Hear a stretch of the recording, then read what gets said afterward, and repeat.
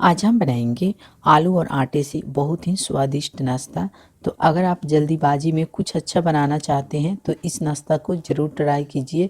एकदम फटाफट बनने वाला नाश्ता है और ये नाश्ता आपके घर में सभी को पसंद आएगा। तो चलिए देखते हैं कैसे बनता है।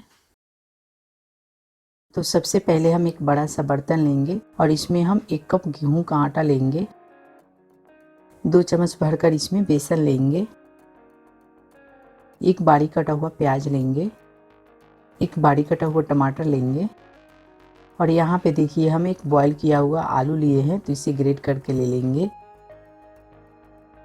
इस नाश्ता में आलू डालने से बहुत अच्छा टेस्ट आता है। 1 चम्मच बारीक कटी हुई हरी मिर्च लेंगे। हाफ चम्मच खड़ा जीरा लेंगे। हाफ चम्मच अजवाइन लेंगे। थोड़ी सी चिली फ्लेक्स लेंगे। 1/4 चम्मच हल्दी पाउडर।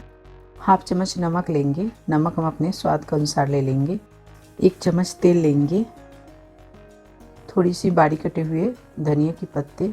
अब हम इसे अच्छी तरह से हाथ से मिक्स कर लेंगे और इसमें हम थोड़ा थोड़ा पानी डालकर इसका डो तैयार कर लेंगे। जिस तरह से हम रोटी के लिए डो तैयार करते हैं उसी तरह से हम डो को तैयार कर लेंगे। तो डो तैयार करने में ज़्यादा पानी नहीं लगेगा, बहुत ही कम पानी में तैयार हो जाता है। तो देखिए इस तरह से हमें डो को तैयार कर लेना है। अब हम इसे ढककर 5 मिनट के लिए इसी तरह से छोड़ देते हैं सेट होने के लिए।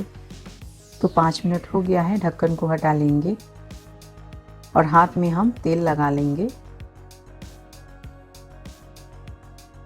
और इसमें से एक बड़ा सा लोई तोड़ेंगे। तो तेल लगाकर लोई तोड़ेंगे तो हाथ में आटा चिपकेगा नहीं। तो हम रोटी के लिए लोई तोड़ते हैं, उससे हमें डबल लोई तोड़ना है। तो देखिए हमें इतना बड़ा लोई लेना है और लोई को चिकना कर लेना है। तो चलिए अब हम इसे बेलते हैं। तो यहाँ पे एक पन्नी में हम तेल लगाकर पन्नी को चिकना कर लिए हैं और इसके ऊपर हम लोई रखेंगे और लोई को हाथ से दबाते हुए रोटी जैसा गोल कर लेंगे। तो आप चाहेंगे तो बेलन की मदद से भी बेल सकते हैं, मगर ये बेलन में चिपक सकता है।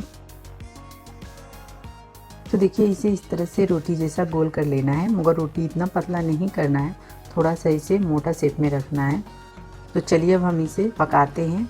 तो यहाँ पे देखिए हम तावा को रख दिए हैं गर्म होने के लिए। अब हम थोड़ा सा तेल लगाकर तावे को चिकना कर लेंगे